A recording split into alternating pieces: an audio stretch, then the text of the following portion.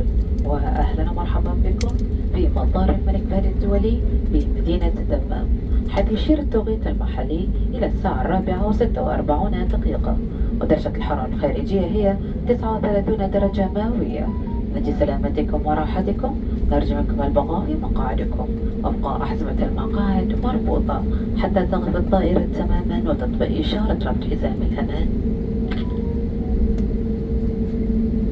بإمكانكم الآن تشغيل هواتف النقالة والأجهزة الخاصة بكم. قبل مغادرتكم الطائرة يرجى التأكد من ضغط جميع أمتعتكم الشخصية مع الانتباه عند فتح الخزائن العلوية لاحتمال تحرك الأمتعة خلال الرحلة. للحجز أو الاستفسار أو تقديم الاقتراحات نرجوكم زيارة موقعنا flynas.com.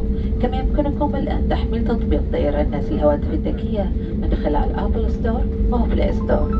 بالنيابة عن طيران الناس وبقية أفراد الطاقم